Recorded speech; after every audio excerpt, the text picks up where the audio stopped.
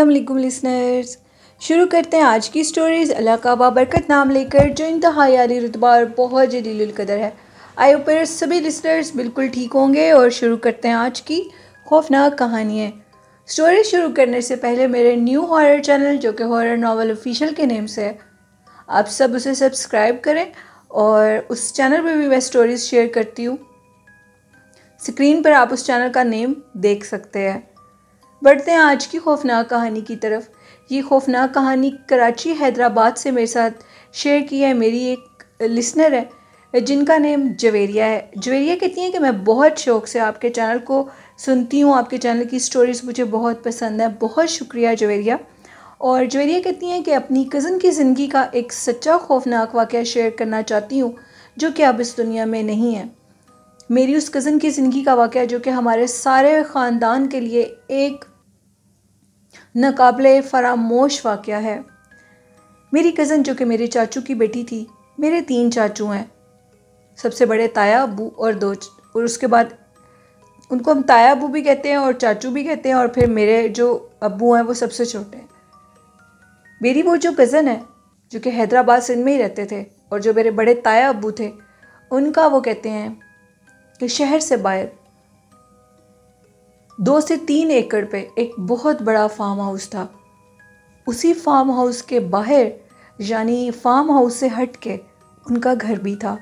कहानी बहुत खौफनाक और बहुत सबक आमोज़ है जिसे आप सुनकर हैरान हो जाएंगे। स्टोरी कुछ इस तरह है कि वो कहती हैं कि मेरी वो जो कज़न थी सना, उसके साथ कुछ इस तरह हुआ कि हम सब लोगों का ताया अब्बू के घर दावत थी और हम सब लोगों ने जाना था। हम सब लोग अपने अपने घरों से रेडी होकर ताया अब्बू के घर पहुंच गए। मेरी वो जो कज़न सना थी वो हमसे एज में बड़ी थी, उसकी हमारे साथ इतनी दोस्ती नहीं थी, जिसकी वजह से वो हम सब लोगों से थोड़ा अलग अलग रहती थी, और उसका अलग रहने की वजह से वो खामोश भी रहती थी।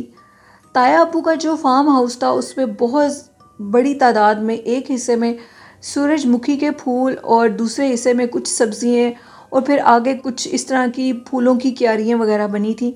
हमने सुना था लेकिन देखा आज तक नहीं था उस फार्म हाउस को। हमें कभी उधर जाने की जुस्तजू ही नहीं हुई थी कि हम उधर जाएं। जैसे ही ताया अब्बू का घर ख़त्म होता था, साथ वाले दरवाजे में वो फार्म हाउस शुरू हो जाता था। किसी को कुछ पता नहीं था। ये कहानी मैं आपको अपनी कज़न सना की ही ज़ुबानी सुनाऊंगी, जो कि इस वाक़े के ठीक हो जाने के कुछ अरसे बाद उसकी डेथ हो चुकी थी। सना कहती है कि एक दफ़ा हम लोगों की दावत थी ताया अब्बू के घर, सारी फैमिली इकट्ठी हुई थी, सब आपस में बातें कर रहे थे। चूँकि उस दावत में मेरा एज फैलो कोई भी नहीं था, तो मेरा दिल चाह रहा था कि क्यों ना मैं बाहर घूमने फिरने के लिए जाऊँ। मैं चाचू के घर से बाहर चली गई। जैसे मैं बाहर गई तो मैं एकदम मेरे जहन में आया कि आज तक चाचू ताया अब्बू का वो जो फार्म हाउस है वो किसी ने कभी देखा नहीं है, मैं उसको देखना चाहती हूँ। मैं चाचू के घर से बाहर निकली और बाहर निकल कर क्या देखती हूँ कि साथ ही फार्म हाउस के वो जो दरवाज़ा है, आज पहली दफ़ा उसके ऊपर कोई बड़ा ताला नहीं लगा हुआ। मुझे एक दफ़ा खुशी भी हुई और मैंने कहा कि किसी को बताए बिना आहिस्ता से दरवाज़ा खोलती हूँ और फार्म हाउस के अंदर चली जाती हूँ। फार्म हाउस की दीवार और घर की दीवार सेम लेवल पर थी, बहुत ऊंची नहीं थी, नॉर्मल थी। कहते हैं कि मैं उधर चली गई अंदर। मैंने जब अंदर कदम रखा तो वो जगह मुझे किसी जन्नत से कम नहीं लग रही थी। इंतहाई खूबसूरत वो जगह, सूरजमुखी के सरसब्ज फूल देखकर मैं हैरान हो गई। आगे चलती गई तो आगे सब्जियों की क्यारियाँ थी, फूलों की क्यारियाँ बनी थी। मैं चलती गई। उस दिन बाई चांस मौसम भी बहुत अच्छा था। अब मैं अंदर जैसे ही आगे की तरफ गई तो मैं देखती हूँ कि एक रूम बना हुआ है कॉर्नर में, और उस रूम का दरवाज़ा खुला हुआ है। उस रूम के दरवाजे को खोलकर मैं अंदर गई तो जिसको वो कहते हैं कि जानवरों को चारा डाला जाता है, वो जो येलो कलर की चीज़ होती है जो जानवर खाते हैं, उसका ढेर लगा हुआ था, जैसे पहाड़ी होती है बहुत बड़ी। कहती हैं कि मैंने उससे देखा, मुझे इतनी एक्साइटमेंट हुई और मुझे अपना बचपन याद आया और मेरा दिल चाहा कि इस पहाड़ के ऊपर मैं चढ़ जाऊँ ऊपर। दरवाज़ा मैंने सारा खोला और मैं फ़ौरन से उसके ऊपर चढ़ गई और ऊपर खड़ी हो गई जाकर। मेरे पाँव उसी चारे के अंदर धंस रहे थे। अभी मैं इसी एक्साइटमेंट में थी, इसी जोश में थी कि अचानक से मेरे कानों में ऐसे महसूस हुआ कि जैसे कोई दीवार को कुरेद रहा हो। अपने नाखूनों से कुरेद रहा हो। ये आवाज़ इस कदर तकलीफ़ दे थी कि मैं मजबूर हो गई पीछे पलटने पे।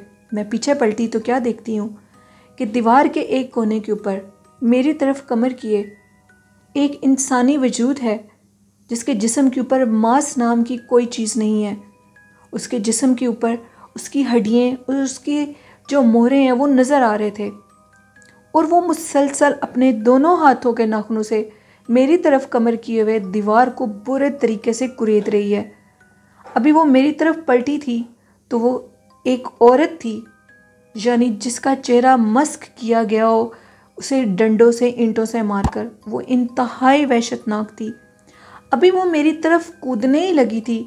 उसको देखकर चीखें मारते हुए मैं उस कमरे से पूरी ताकत से बाहर निकल गई। उस टाइम जब मैंने उसको देखा तो वो इंतहाई वहशतनाक मंजर था जो कि मेरे बयान से बाहर था। मैं भागती गई और मुझे मेरे पीछे वाज़िया तौर पर मेरी कमर के ऊपर एक लम्स महसूस हो रहा था, जैसे कोई मेरे जो कमर को कोई छूता छूता उसका हाथ पीछे हो जाता है। कहती हैं कि उसकी हुर्राने की खौफनाक आवाज़ें मेरे कानों के करीब थी। इवन कि मैं अब सूरजमुखी वाले हिस्से को क्रॉस करके बाहर जाने वाली थी कि उस चीज़ ने मेरे ऊपर ऐसे झपट्टा मारा कि मैं नीचे गिर गई उसी पगडंडी के ऊपर जहाँ से चलकर मैं अंदर गई थी। और उस चीज़ की ठंडे सांस अब बिल्कुल मेरे वजूद के साथ टच हो रहे थे। वो कोई औरत थी। मैंने अपनी होशो आवाज़ में सिर्फ ये देखा कि मेरे चाचू ने एक पालतू कुत्ता रखा हुआ था, जो कि इस खौफनाक मखलूक के गुर्राने की आवाज़ें सुनकर अंदर की तरफ दीवार से फलांगी। और ये देखते मैं बेहोश हो गई कि वो कुत्ता मेरे चाचू के अंदर जो चाचू के फार्म हाउस के अंदर उस बला के ऊपर झपटा और उसको सूरजमुखी की फसलों के अंदर ले गया। इसी चीज़ में मैं बेहोश हो चुकी थी। जब मुझे होश आई तो मेरे इर्द गिर्द चाचू लोग सब थे। तो वो ये कह रहे थे कि शुक्र है कि उधर उस टाइम पर वो कुत्ता गुर्राने की वो जो भी मखलूक थी, चाचू और अब्बू ने भी उसकी आवाज़ें सुनी और वो उधर पहुंच गया और बच्ची बच गई। पहले तो मुझे उन्होंने खूब प्यार वगैरह किया, फिर थोड़ा बहुत डांटा भी और ये कहा कि तुम आखिर उधर क्यों गई हो। मैंने उस दिन होने वाले वाक़े को मुकम्मल तौर पर सबसे छुपाया और उसको एक वहम समझा। खामोशी से चाचू को बताया कि मैंने एक मखलूक को देखा। तो चाचू ने कहा कि बेटा घबराने की ज़रूरत नहीं है, हमारे इधर अक्सर लुमड़ियाँ जो होती हैं वो बहुत भारी तादाद में होती हैं, तो वो फार्म हाउस में आ जाती हैं, पीछे से जगह सारी खुली है। मैंने अपने चाचू से कहा कि वो मेरा वहम नहीं था, वो कोई लुमड़ी नहीं थी, वो एक इंसान के रूप में दरिंदा था। चाचू ने मुझे प्यार वगैरह किया और समझाया कि इस बात को अपने जहन से निकाल दो, ऐसा कुछ नहीं है। मुझे काफ़ी शदीद बुखार था, लेकिन वो खौफनाक दीवार को कुरेदने की आवाज़ें मेरे दिमाग को ख़राब कर रही थी। मेरा दिमाग बुरे तरीके से उस चीज़ के कश्मकश में था और वो आवाज़ मेरे कानों को और मेरे दिमाग को मस्त कर रही थी। वो आवाज़ बर्दाश्त से बाहर थी। कुछ अरसे बाद, 3 दिन के बाद वो आवाज़ उस रात भी मेरे कानों में आती थी। 3-4 दिन के बाद मैं उस वाक़े को मुकम्मल तौर पर फरामोश करने लगी और उसको एक लुमड़ी ही समझ के अपने दिमाग से निकालने लगी। 1 माह गुजर गया इस बात को, सब भूल गए थे इस वाक़े को, किसी के जहन में कोई बात नहीं थी। 1 माह के बाद कहते हैं कि 1 माह गुजर गया और फिर हम लोगों की दोबारा ताया अब्बू के घर इकट्ठे ही गेट टू गैदरिंग थी और हम लोग उधर चले गए। उधर गए तो मेरी जो कहती हैं कि चाचू की मिसेज़ हैं, उन्होंने मुझे किचन में बुलाया। मैं उनके साथ काम वगैरह करने लगी तो उन्होंने मुझे कहा, बेटा डिब्बे में चीनी ख़त्म हो गई है, मुझे सबके लिए चाय बनानी है। ऊपर वाले जो हम लोगों का पोर्शन है, जाओ उधर स्टोर से चीनी का सामने ही डिब्बा पड़ा है, वो उठा कर ले आओ। मैं जल्दी से ऊपर गई। जैसे मैं छत की तरफ ऊपर गई तो चाचू का घर भी काफ़ी बड़ा था। ऊपर वाले जो गैलरी को गुजर के स्टोर में जाना था, वो जो जगह बनी थी राहदारी, वो काफ़ी अंधेरे में डूबी हुई थी। मैंने स्टोर का दरवाज़ा खोला तो सामने ही चीनी का डिब्बा पड़ा था। चूँकि मैंने एक छोटे डिब्बे में चीनी को उससे निकाल कर डालना था तो मैं वो डालने लगी। अचानक से स्टोर का दरवाज़ा बंद हो गया और मुझे दोबारा वही खौफनाक कुरेदने की आवाज़ें आने लगी। अब की बार जब मेरी नज़र पड़ी तो मैं क्या देखती हूँ कि वो खौफनाक औरत नुमा मखलूक, जिसके बड़े बड़े 2 सींग भी थे, वो अब ऊपर छत के साथ चिमड़ी हुई है और छत को कुरेद रही है बुरे तरीके से। वो मंजर देखना ही था तो मेरे हाथ पाँव कांपने लगे और मेरे हाथ से चीनी का डिब्बा नीचे गिरा और उसी असना में उस औरत ने मेरे ऊपर छलांग लगा दी। होश मुझे तब आई जब मेरा आधा जिस्म स्टोर के अंदर और स्टोर के बाहर था आधा जिस्म। चाचू मुझे बाहर लेकर आए और मुझे ये कहने लगे कि बेटा घबराने की ज़रूरत नहीं है, उठो मेरे साथ चलो। मैं चाचू के साथ चली गई। चाचू ने मुझे हौसला दिया, प्यार किया और कहा, आज मैं तुम्हें एक वाक़या बताना चाहता हूँ। मैं तुम्हारी हालत से बखूबी वाकिफ़ हो चुका हूँ। वाक़या कुछ इस तरह है। आज से 30-40 साल पहले की बात है। तुम्हारे दादा अबू ने इस फार्म हाउस को ख़रीदा था। ये फार्म हाउस हमें एक इतने कम कीमत पे मिला जिसे सुनकर हम लोग हैरान हो गए। एकड़ों पे फैला ये फार्म हाउस हमें उस शख्स ने इतनी कम कीमत पे दिया और तुम्हारे दादा अबू भी इस चीज़ पे खुश हो गए और उन्होंने इस फार्म हाउस को ले लिया और इसके साथ एक बहुत बड़ा घर था, इसको भी ख़रीद लिया। उस टाइम मेरी उम्र 17 से 18 साल थी। तुम्हारे दादा अबू मुझे फार्म हाउस में भेजा करते थे। तब ये सूरजमुखी की फसलें और ये सब कुछ हमने लगा लिया था। एक दिन मैं काम कर रहा था। काम करते करते मैं उसी कमरे की तरफ गया, जानता हूँ जिस कमरे की तरफ तुम गई होगी। अभी मैं उस कमरे के अंदर गया ही था तो अचानक से मुझे दीवार के अंदर से कुरेदने की खौफनाक आवाज़ आई। वो आवाज़ इस कदर मस्क कर रही थी मेरे दिमाग को कि मैंने अपने नौकरों को बुलाया और दीवार को तोड़ने पर मजबूर हो गया। जैसे दीवार को तोड़ा गया तो अंदर एक औरत का जिस्म था और वो औरत उस दीवार के टूटने पे नीचे आकर गिरी। उस औरत की मौत हो चुकी थी। उसकी जो डेड बॉडी थी वो इंतहाई वहशतनाक और बदबूदार थी। मैं जल्दी से उस डेड बॉडी को अपने नौकरों के साथ ले गया पुलिस स्टेशन पे। जैसे ही हम लोग पुलिस स्टेशन उस डेड बॉडी को लेकर गए, उन्होंने इसको देखा और एक हॉस्पिटल में उसको, वो कह रहे हैं कि उधर डॉक्टर को बुलाया और उसने उसका सारा मुआयना किया और वो वहाँ पर उसको हॉस्पिटल ले जाया गया। तो डॉक्टर्स ने जो चीज़ बताई वो ये थी कि ये डेड बॉडी आज से 40-50 साल पुरानी है और इसका जो डेथ हुई है वो दम घुटने से हुई है और ये इसको जैसे किसी ने दीवार के अंदर चुनवा दिया हो ज़बरदस्ती, इसके जिस्म पे निशान है और इसका सांस घुटने से इसकी मौत हो चुकी है। और जो आपको कुरेदने की आवाज़ें आई हैं वो यही डेड बॉडी बार बार दीवार के साथ टकराती थी और आपको वो आवाज़ें आती थी।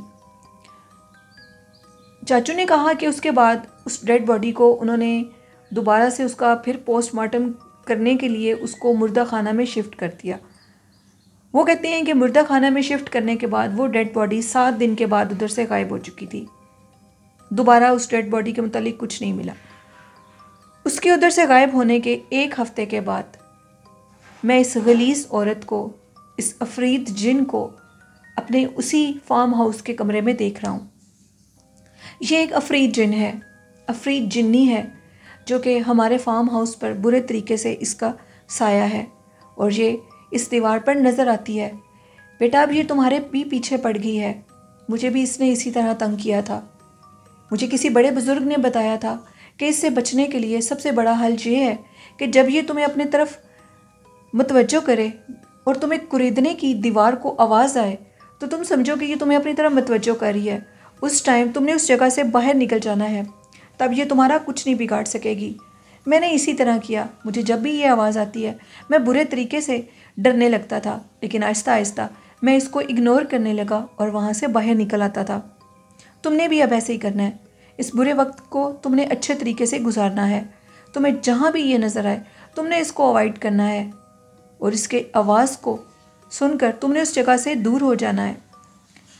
चाचू की ये बात सुनकर मैं गुमसुम हो चुकी थी। मैं ये किसी को भी बात नहीं बता रही थी क्योंकि मैं नहीं चाहती थी कि मेरे घर के किसी भी फ़र्द के ऊपर इसका बुरा साया पड़े, क्योंकि मेरी ज़िंदगी तो बुरे तरीके से बर्बाद हो ही चुकी थी।